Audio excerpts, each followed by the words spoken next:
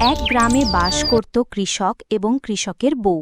তারা ছিল সৎ এবং খুব পরিশ্রমী। সেই গ্রামের দীর্ঘদিন বৃষ্টি হওয়ার ফলেই গ্রামের সকল ফসল নষ্ট হয়ে যাচ্ছে।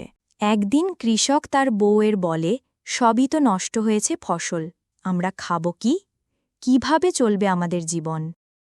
কৃষকের বউ মন খারাপ করে সে তাদের ঘরের সামনে বসে থাকে।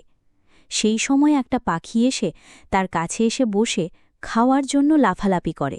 কৃষকের বউ বলে, তুমি যে এসেছ আমাদের বাড়ি, আমাদের ঘরে তো কিছু খাদ্য নেই যে তোমাকে দেব। তাই বলে কৃষকের বউ পাখিটাকে আদর করার জন্য কাছে নিল।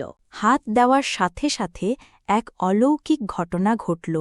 চারিকোল সাদা হয়ে গেল। হঠাৎ এক সুন্দরী পরী সামনে চলে আসল। কৃষকের বউ ভয়ে ভয়ে বলল, কে তুমি?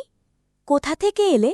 পরীটা বলল, আমি আমার বন্ধুদের সাথে এই পৃথিবীতে এসেছিলাম এবং আমি হারিয়ে গিয়েছিলাম এক বাগানে। সেখানে তান্ত্রিক আমাকে পাখি বানিয়ে দেয় এবং যেই মানুষ আমাকে স্পর্শ করবে সে আমি আগের মতো হয়ে যাব। আপনি আমাকে স্পর্শ করার সাথে আমি আবার আগের রূপে ফিরে এসেছি। বলেন আপনার কি লাগবে? আপনাকে যা লাগবে আমি তাই দেব।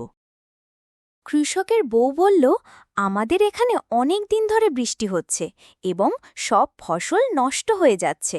তুমি এই বৃষ্টি যদি থামিয়ে দিতে পারো তাহলে অনেক ভালো হতো। এই বলে পরী তার নিজের জাদুর সাহায্যে বৃষ্টিকে থামিয়ে যায়। সাথে সাথে বৃষ্টিও থেমে যায় এবং পরীও অদৃশ্য হয়ে যায়। বৃষ্টির থেমে যেয়ে ফসল আগের মতন আবার ভালো হয়ে গেল। হঠাৎ বৃষ্টি থেমে যাওয়ার কারণে গ্রামবাসীরা সব চিন্তা করে যে কিভাবে এরম অলৌকিক ঘটনা হল। এই যে বন্ধুরা, তোমরা বলবে না এ অলৌকিক ঘটনা কিভাবে হলো?